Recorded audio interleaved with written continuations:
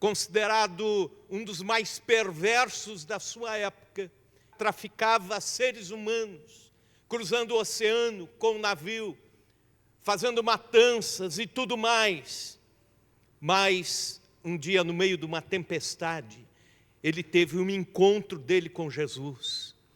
E o seu coração foi transformado, de forma que ele chega no seu destino e se torna um estudante da palavra de Deus, prega a palavra de Deus, e ele que nunca fora músico, compôs esse hino, essa canção. No seu túmulo hoje está a frase: John Newton, outrora um homem perverso, ímpio, mercador de escravos, agora morando no reino da luz, porque encontrou a graça.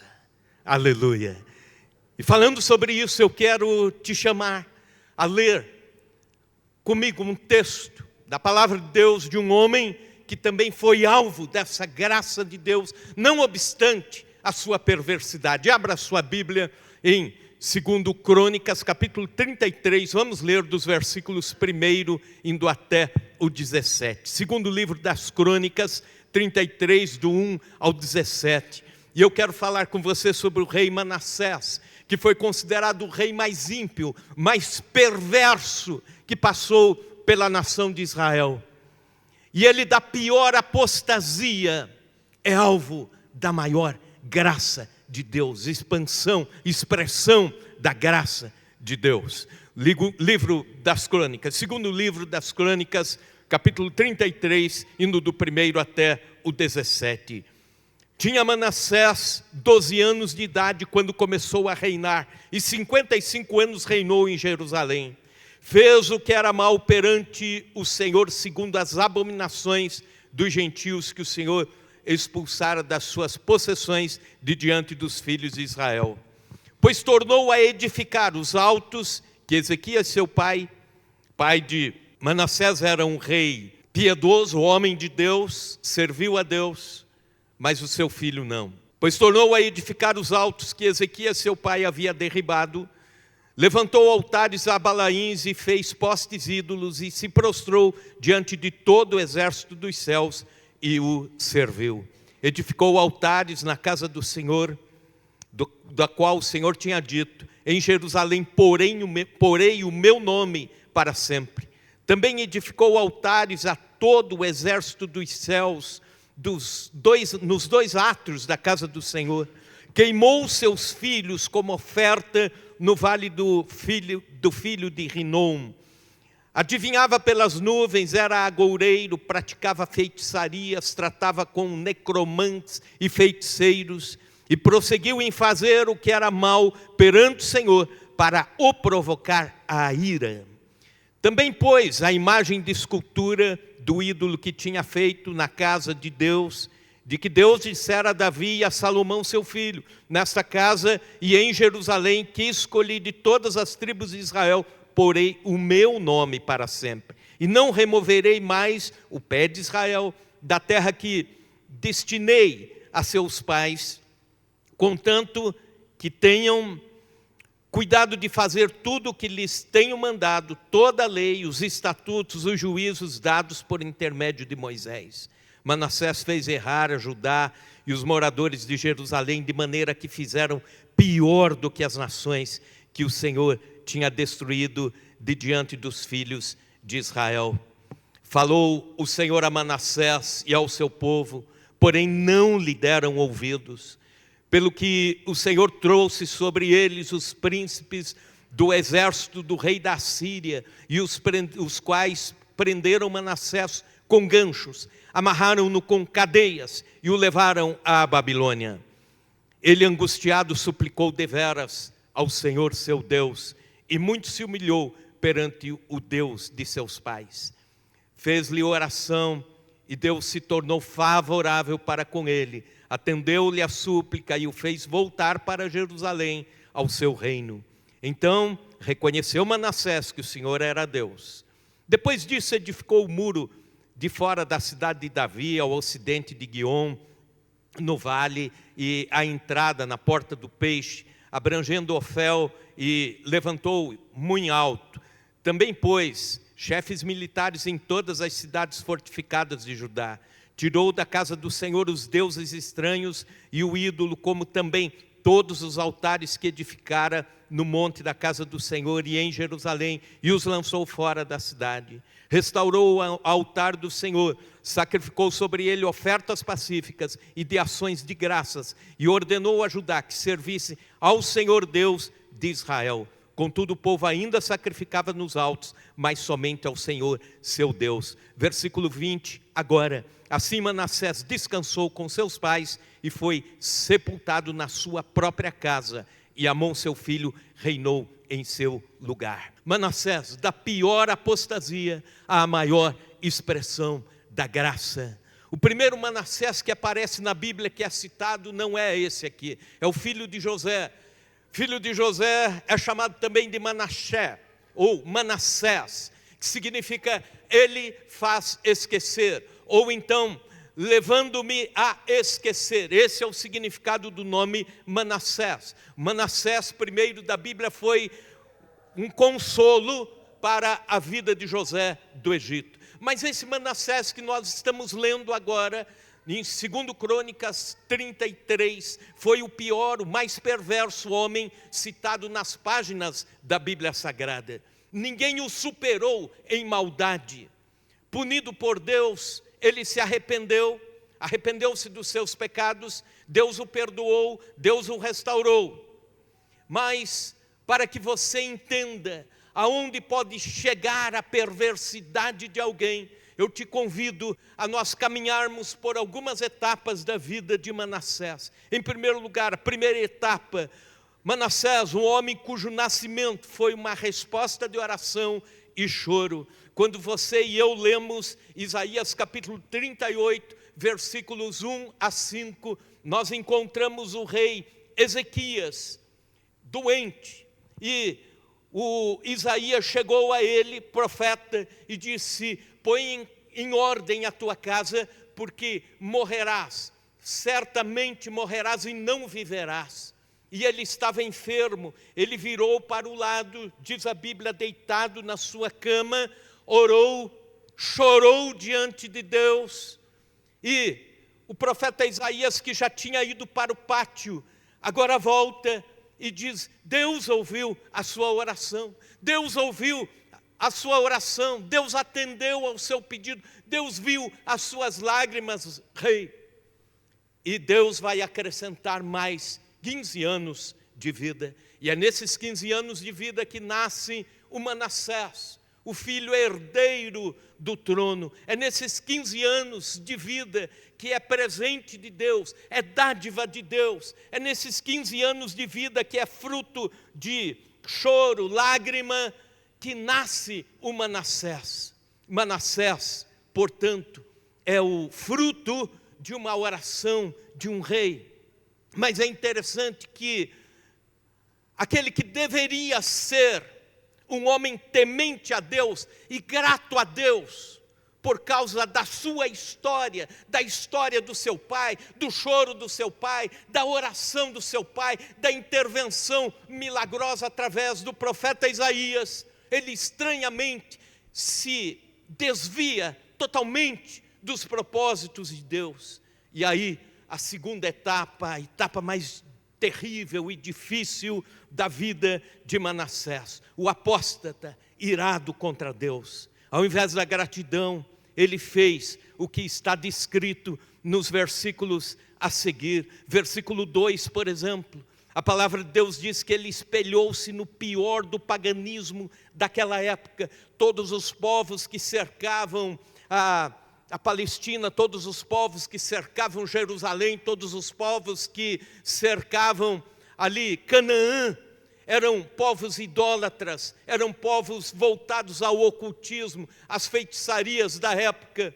E a Bíblia diz que o Manassés começa a copiar, a se espelhar em toda aquela religiosidade, em tudo o que aqueles povos praticavam.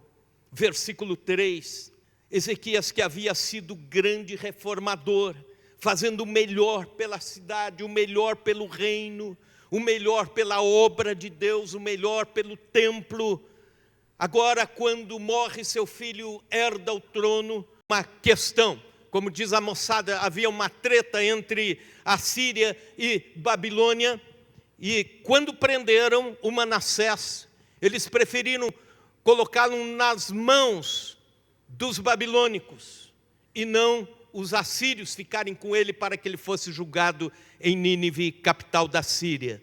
Levaram para a Babilônia. Mas é interessante o seguinte, que quando os assírios prendiam e subjugavam um rei ou um general, eles os humilhavam da forma mais terrível possível.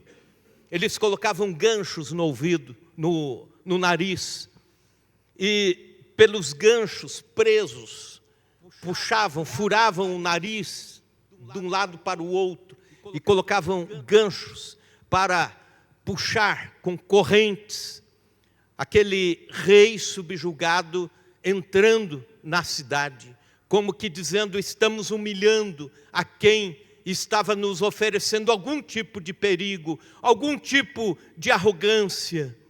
Vazavam-lhe os olhos. A Bíblia não diz que ele teve os olhos vazados, mas ele teve o gancho no nariz, e ele foi levado para a Babilônia. E lá então, no fundo do cárcere, aguardando a morte, é que ele tem o seu arrependimento. Por vezes é preciso um sonido agudo do megafone de Deus, para que os ouvidos dos homens e mulheres, para que os ouvidos da sociedade, para que os ouvidos da própria igreja do Senhor sejam abertos para a voz de Deus. Manassés faz uma oração, a outra etapa, a oração de um ímpio arrependido. Dois aspectos dessa oração de arrependimento. O primeiro deles, a oração que reconhece pecados e clama pelo caminho da volta. Veja o versículo 12 e 13. Ele, angustiado, suplicou deveras ao Senhor, seu Deus, e muito se humilhou perante o Deus de seus pais. Fez-lhe oração, e Deus se tornou favorável para com ele, atendendo-lhe a súplica, e o fez voltar para Jerusalém, o seu reino. Então reconheceu Manassés que o Senhor era Deus. A oração que reconhece Deus, a oração que clama por recaminho, a oração de arrependimento não é uma oração que se levanta contra Deus ou se levanta a justiça humana, oferecendo-se a Deus e dizendo: Deus, eu mereço, faça isso. Não, é a oração da angústia, a oração da humilhação, dizendo: eu não mereço, eu já fiz tudo o que podia fazer de errado. Essa é a oração de arrependimento, de dizer para Deus: errei. Como o filho pródigo, quando ele intenciona voltar para a sua casa, ele diz assim: eu vou voltar e vou dizer para o meu pai: pai, pequei contra ti.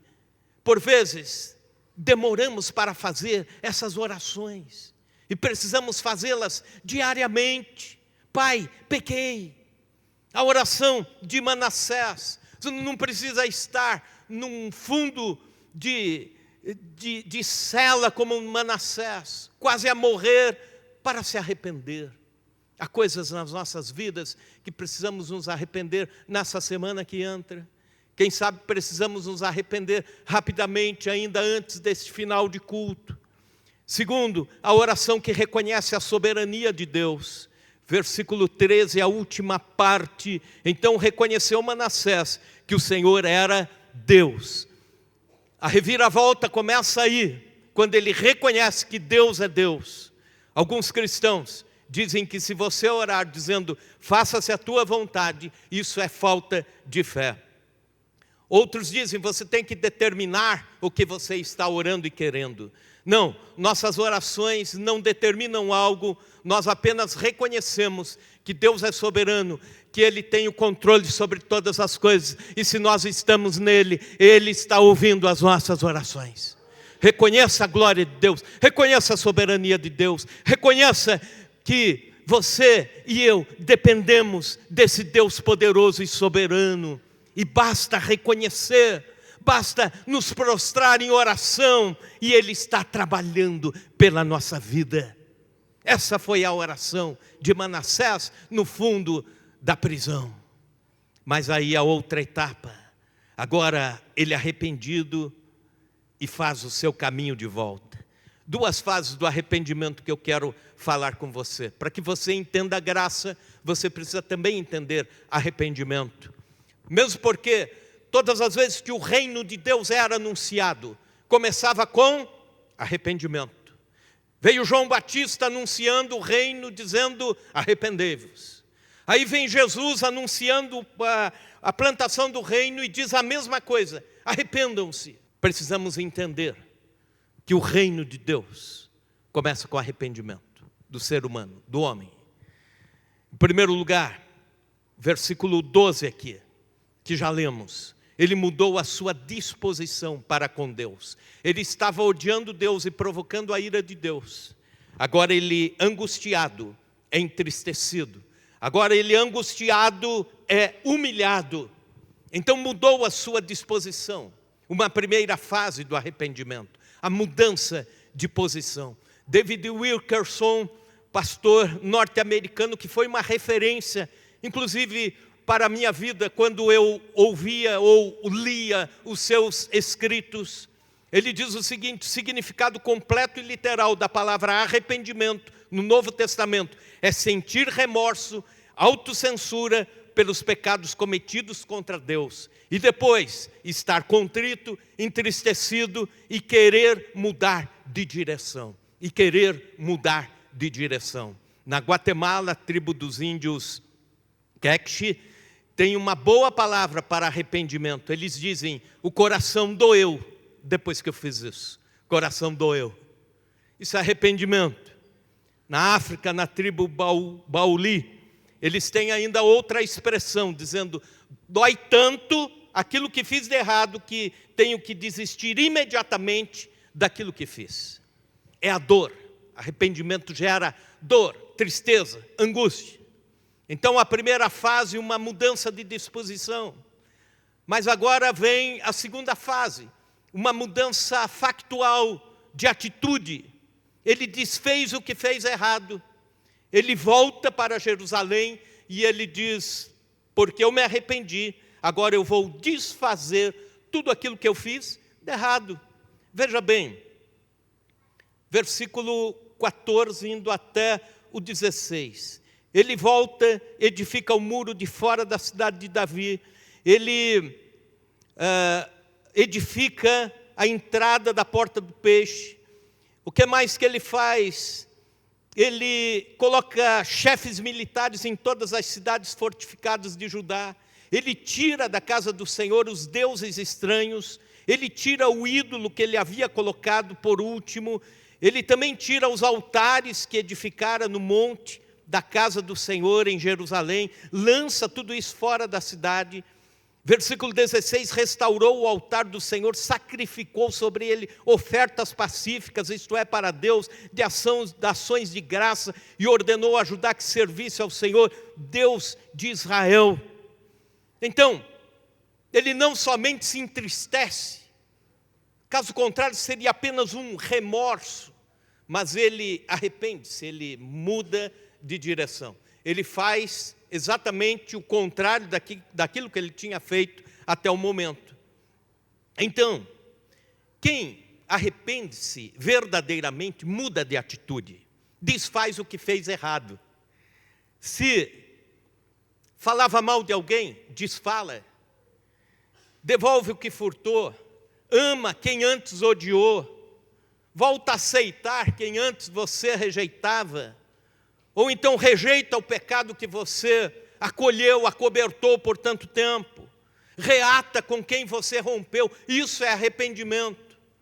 É a ideia de você estar indo numa direção e depois virar e ir exatamente para a direção oposta. Arrependimento gera conversão, portanto você converte a rota da sua vida. Arrepender-se é comprometer-se novamente com Deus e com o futuro e corrigir-se radicalmente. Charles Spurgeon, grande pregador, o último dos puritanos, dizia: pecado e inferno estão casados, a não ser que o arrependimento anuncie o divórcio. Arrependimento. A última etapa de Manassés, agora ele é objeto da graça restauradora de Deus. Versículo 13, leia lá: e Deus se tornou favorável para com ele. Quer repetir isso comigo? E Deus se tornou favorável para com ele. E aqui ele faz jus ao seu nome, que significa levado a esquecer. Deus esquece da perversidade de Manassés. Deus esquece da iniquidade de Manassés. Deus esquece dos pecados de Manassés. E agora sim, ele faz jus ao nome Manassés. Deus levou a esquecer. Nós jamais entenderemos toda a extensão da graça de Deus estendida a um pecador. Você por acaso já se pegou pensando essas palavras? Será que dessa vez Deus vai me perdoar? Será que depois dessa, Deus ainda me aceita? Ou então pensando de outras pessoas, Deus é capaz de perdoar pecados sim, mas daquele fulano, eu acho que não. Ou então daquela Beltrana é imperdoável. Você já se pegou pensando isso? Acontece que muito da figura, dos traços de Manassés estão em muitos de nós, crentes ou religiosos. Pior, para o nosso estado espiritual é quando nós lembramos que Deus ouve a oração sincera do pecador e a gente tem que fechar a boca e dizer: Deus pode perdoar sim. Eu quero que as pessoas mais perversas, aquelas que mais me prejudicaram ao longo da vida, sejam alvos da graça de Deus, sejam alcançados pela graça do Senhor, sejam transformados e Deus se torne favorável para com elas. Aleluia! Isso é graça de Deus. Por pior que seja o pecado, vem juízo sim. Deus não é injusto.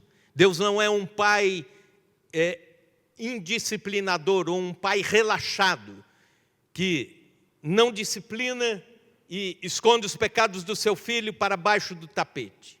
Mas há juízo e há graça.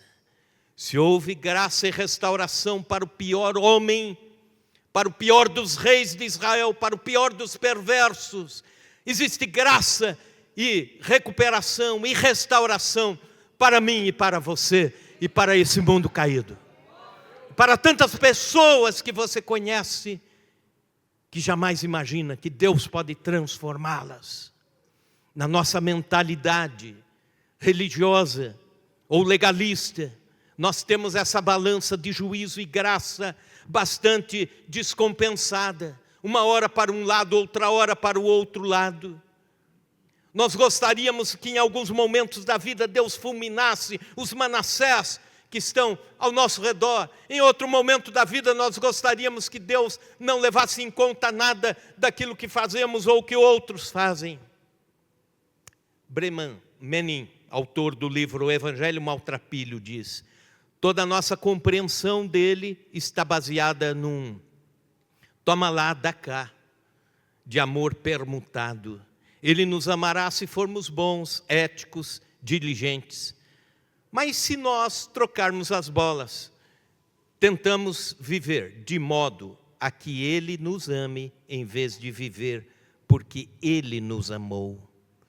Para que você entenda melhor isso, para que entenda melhor a graça, ela, costumamos dizer, é o favor imerecido.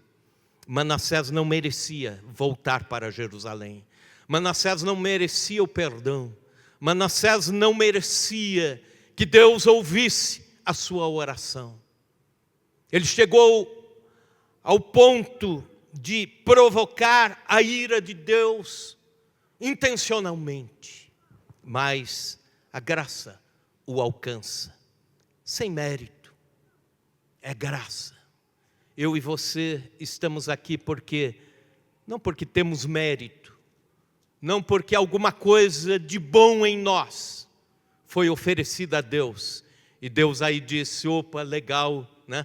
Ó, você então vem porque tem um caráter melhor, você está salvo, você não. Somos alvos da graça de Deus. Alguns aqui estiveram perdidos no mundo de pecado. Alguns aqui estiveram perdidos no mundo sem Deus. Mas Deus os alcançou. Aleluia. Deus nos trouxe. O que é a graça? Alguns anos atrás, numa igreja na Inglaterra, o pastor notou a presença de um ex-assaltante que agora era convertido a Cristo, tinha cumprido a sua pena, e ele estava ajoelhado para receber a Santa Ceia do Senhor, e ao seu lado um juiz da corte da Inglaterra estava também ajoelhado para receber a ceia. O juiz era o mesmo que anos atrás havia condenado o assaltante a 7 anos de prisão. Após o culto, enquanto o juiz e o pastor caminhavam juntos, o juiz perguntou, pastor, o senhor viu quem estava ajoelhado ao meu lado durante a ceia? Sim, respondeu o pastor, mas eu não sabia que você havia notado. Os 2 homens caminharam um pouco em silêncio por alguns momentos, e aí o juiz disse, que milagre da graça. O pastor concordou, sim, que milagre maravilhoso da graça. Mas aí o juiz perguntou, mas você se refere a quem? O pastor respondeu, é claro, a conversão do ex-assaltante. E o juiz falou, mas eu não estava pensando nele, eu estava pensando em mim mesmo. Como assim? Indagou o pastor. O juiz respondeu, o assaltante sabia o quanto ele precisava de Cristo para salvá-lo dos seus pecados. Mas olhe para mim, eu fui ensinado, educado desde a infância, a ser um cavaleiro, a cumprir a minha palavra, fazer minhas orações, ir para a igreja.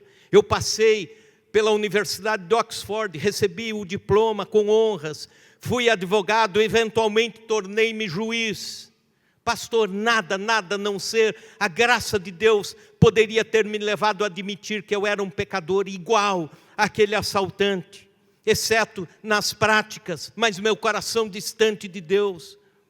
E Deus levou muito mais tempo investindo na minha vida com graça para me limpar do orgulho, da confiança, da arrogância, da religiosidade que eu tinha, para me alcançar pela graça.